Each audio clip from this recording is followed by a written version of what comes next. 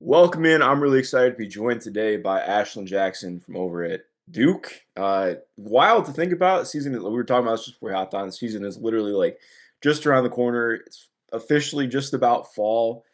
Ashlon, how you doing? I'm doing great. How about yourself?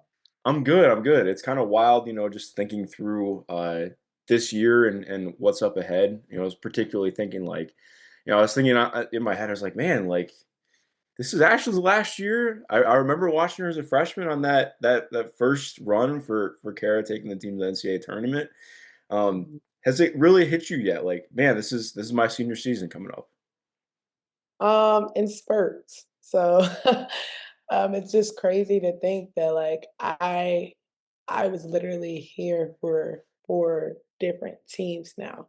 I played with 4 different teams, and being that my freshman year, I was literally a baby compared to everyone here. We had, like, 6 or 7, 6 years on the team, so, whew, just to see, like, my progress over, the years, like, I most certainly feel like I'm in my 4th year right now, Yeah, um, body-wise, but I also feel like, I don't know, like, it's crazy to think that I'm one of the oldest on the team now, yeah. but I really do enjoy it, and like I said, just come in spurts, but yeah.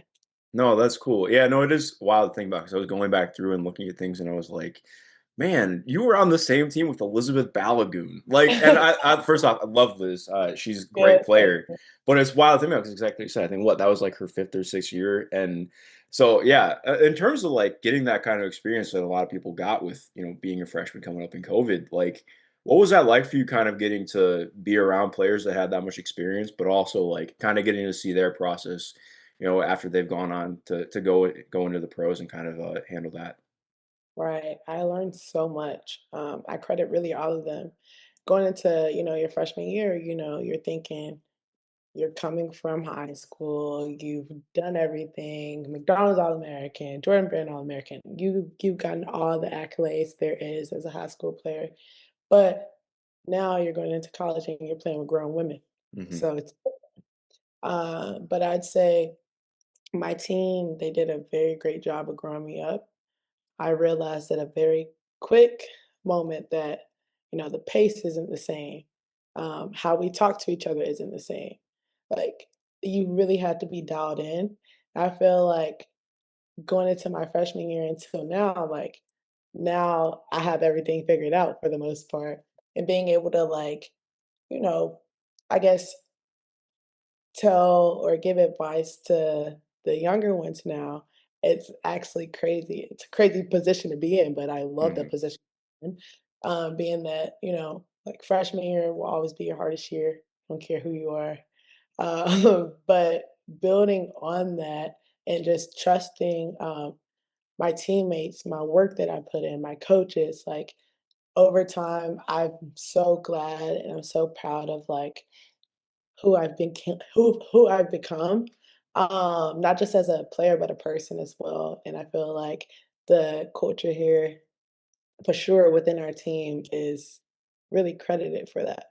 Yeah, no, and I'd love to expand on that further too, because like you mentioned, I think so often, particularly, I think you finished like ranked like 16th in ESPN Top 100, and like most of the time, like first off, like obviously as everybody has their own journeys and paths, but like you came in, I think you were playing like around like 10 to 15 minutes per game that season, so like you had a key role, but it's Mhm. different. You're not coming in and getting the handed the keys right away, which obviously I'm sure that's part of like what you wanted. Like you wanted to be able to come in here and grow and learn.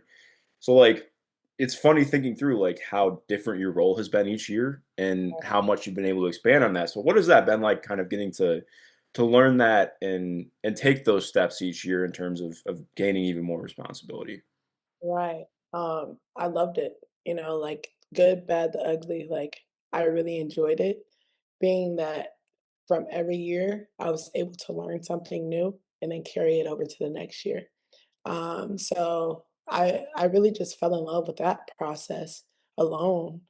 Because like the type of player, that not was becoming, that I am becoming, I really like I think it's well, I know it's because within all the years of me like growing or learning something new, I carried it over.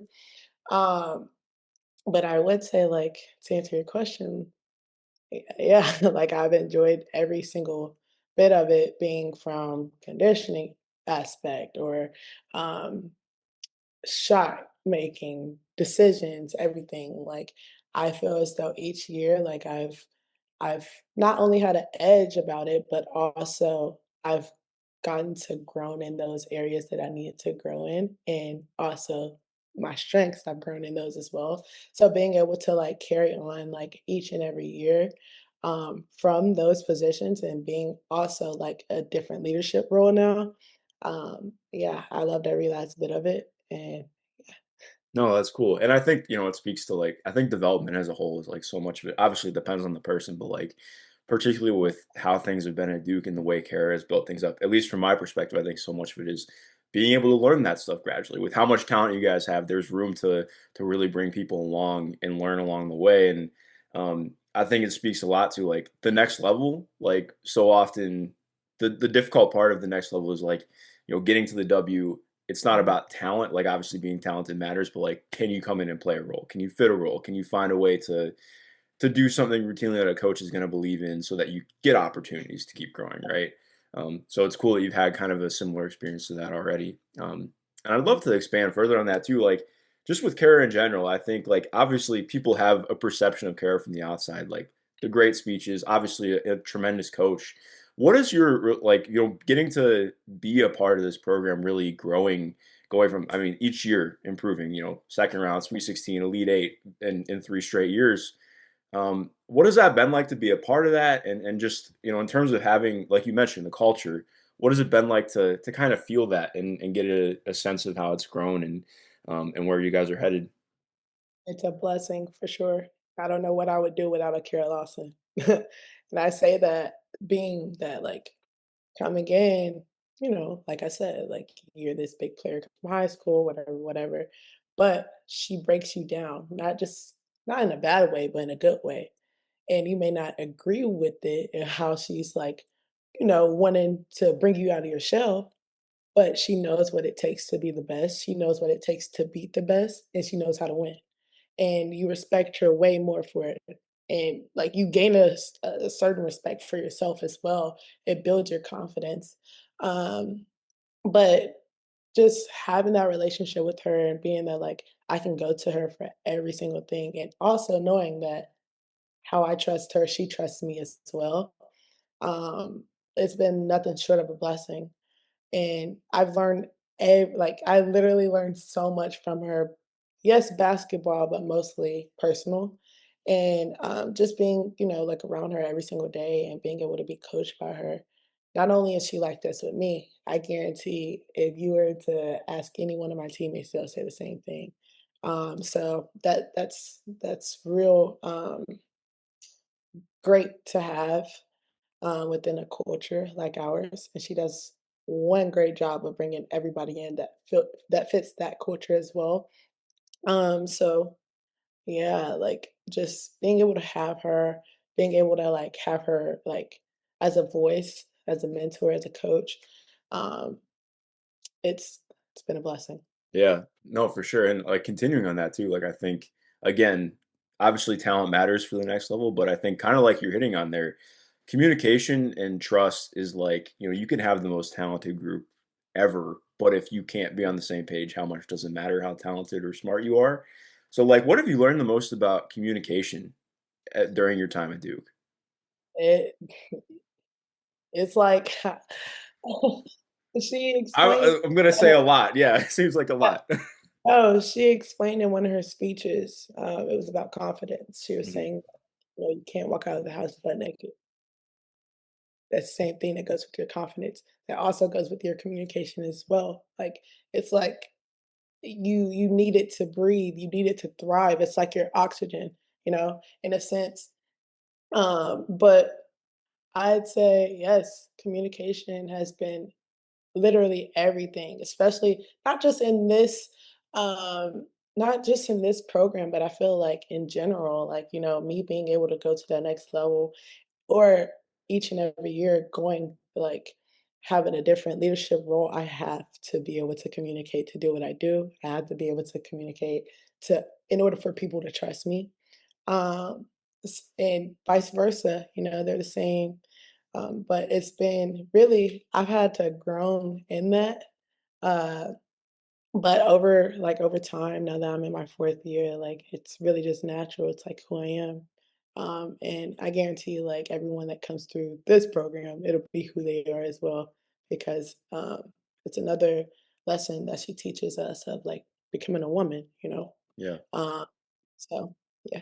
No, I love to hear that. And like I think it's interesting too because as a player, like, you can know how well you're improving as a shooter because if you're working on the gun, like you can track things, you can see that. But like in terms of growing as a leader, how do you like track and evaluate how you've grown as a leader and kind of obviously I'm sure communication is a big part, but like how do you kind of assess that and like know what steps to take and how to improve in those areas? Well, I feel like it's various ways that you can see. One, it always starts with you, like, your accountability aspect, like, you can't tell someone or get someone to do something that you're not doing. And like coach, she harps on that a lot. So like it'll be blasphemy if I was to be like, "Oh, go do this, go do that," and I never done that a day before in my life. Hmm. She reflects that on herself as well. She's like, "I'm not gonna ask something out of you guys that I haven't did myself." I feel like it starts with that, and then two, who you bring with you. Like who looks up to you, who's following what you're doing, who's listening to what you're saying. Like again, it all goes back to communication and like being how you do anything, because how you do anything is how you do everything. And just being able to notice that my teammates, like, they actually take what I say, like they take it and try to learn, or like they're always thirsty for, advice or to get better. And being that like within some of the things that they are going through, I've been through before. So I'd say that'll be another reason well, another way, like I always can reflect back and see like, oh, like I am in that leadership role, and I can't go below that. I Hmm. have to be the standard and more. And I feel as though, like, in order for me to be a great leader, it takes for me to learn from one. And I feel like Coach Kira, she gets that out of all of us for sure. Yeah. No, you hit on a lot of really great notes in that. Like, and I think mainly consistency is kind of what you're getting at. Like, being able to do something for one day is great, but you got to be able to do it every day in order for it to really have an impact. And I mean, that goes as obviously what you're doing off the court, how you talk to people, but also what you bring on the court as well. And so I guess like kind of switching gears too, as far as your growth this past season, really having the ball in your hands a lot more in terms of like, I mean, obviously you had a lot of opportunities beforehand, but like going from, being like maybe like a third or fourth option to like, okay, now I'm like really having opportunities to run plays. What was that like for you and kind of taking on more of that? You played a lot out of pick and roll this last season and got a lot of opportunities to kind of grow in those areas. Yeah. I think it was great. Like it gave me a chance to learn more things, as far as like basketball wise. Um, but it was no surprise. I knew that was coming strictly Hmm. because like ever since my sophomore year, being that our point guard at the time, Vanessa De Jesus, she had went down. She tore ACL that summer. So I had to, like it wasn't necessarily that, oh, like we gotta teach you to do this. Oh, I was literally thrown into the fire. But I love that they trusted me. They trusted that I could be able to take the challenge. So like that built my confidence up a lot, as well.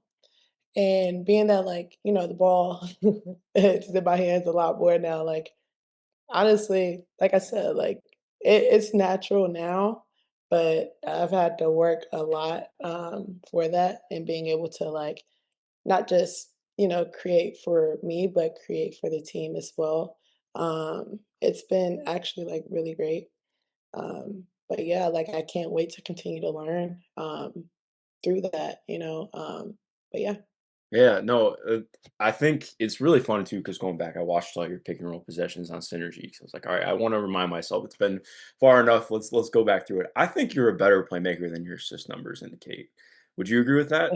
Yeah, because I think like especially like we talk about with the consistency part. I think consistency in like the kind of reads you can make is so big. And you got really good at pocket passing last year, which to me, like, I think that's such an important part of like being a player who can play out of pick and roll. Like, you can really stretch the floor. You always have to be guarded outside three. So you're always going to have the opportunity to get that quick pocket pass to a roller. And like, that's huge for next level stuff.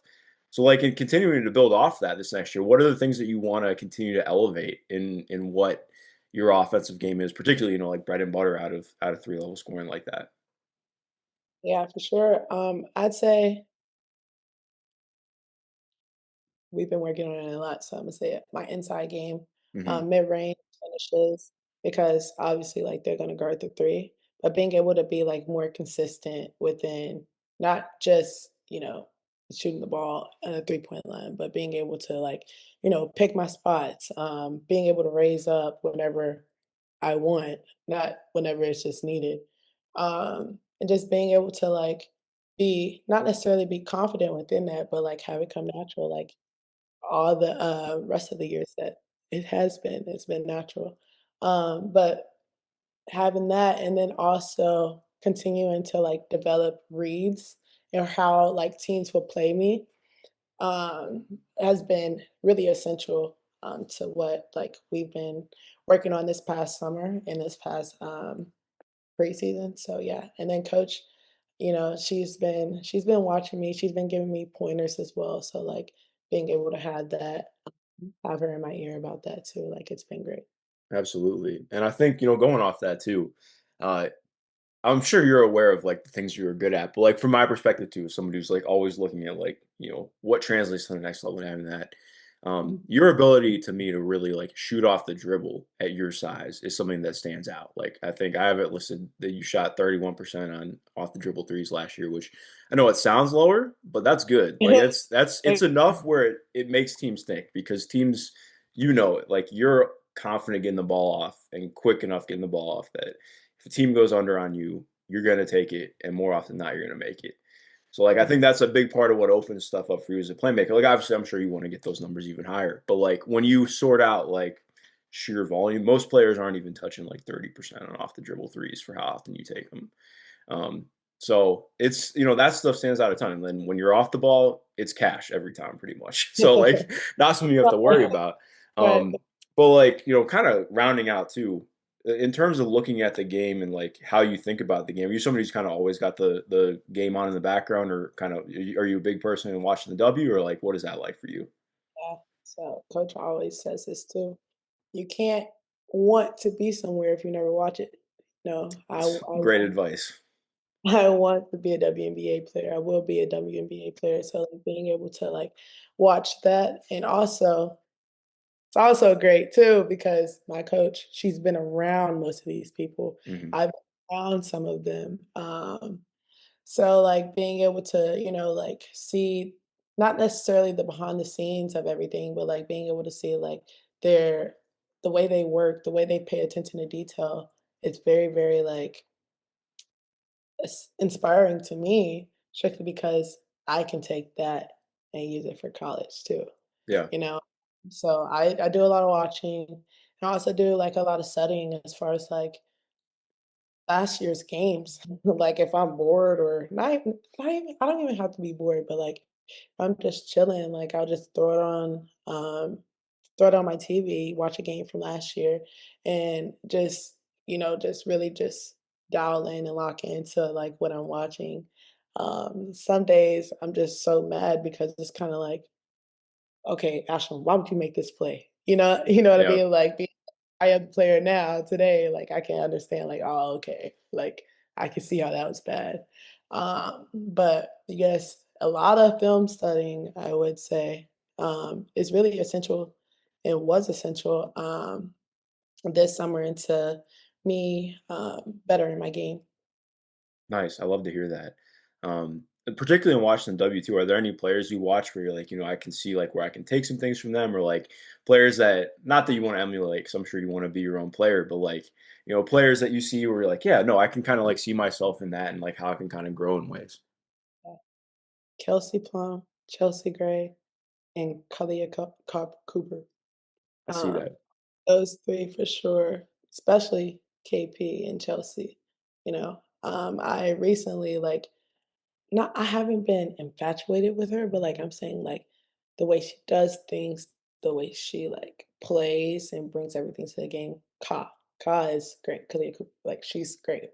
But being able to study her, not necessarily as much as I do with KP and Chelsea, Yeah. um, to study her now, like, I'm like, "Okay, this is great. Like, this is great basketball. This is something that, like, I want to incorporate within my game as well." But yeah, What makes you select those players? Is like what stands out about them? I feel like okay, I'll break it down for you. Chelsea, her ability to play make, her ability to create any shot that she wants or her teammates want, like, it's something like, it she's the greatest to ever do it whenever Yeah. it comes.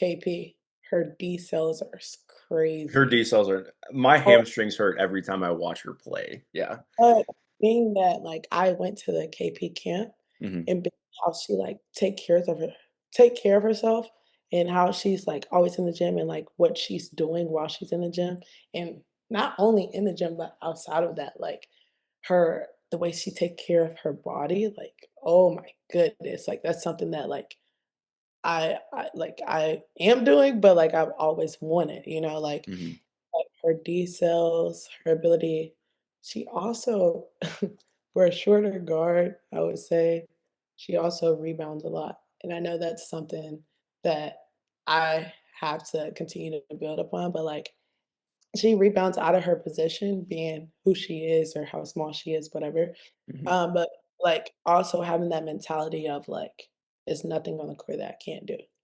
Like, I take her mentality, and the way she brings everything to the game for sure. And then Ka, flat out score. She can get to any shot, any shot that she wants.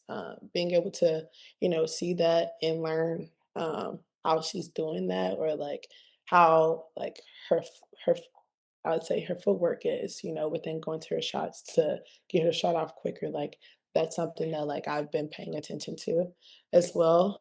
Um, but yeah, like those three for sure. Those are the small things that like I really pay attention to. But yeah, those three for sure. Yeah, no, I love hearing you break that down because there's so much you can, like you said, I think even in maybe players that you wouldn't necessarily compare yourself to, you can see so much in like the details. And like you said, particularly with KP, like her intentionality and how she does things in all areas of the game, and how she approaches it is such a great thing to take away. One last name I would throw at you though, she doesn't currently play in the W. Her name is Jovana Nogic. She played at Providence. I think she played in Russia this last season. I don't know where she's at this season, but very similar to you. I think she's 6'1", like bigger guard, kind of on the wing, but like really shoots it, gets a ton of stuff out of like second side actions.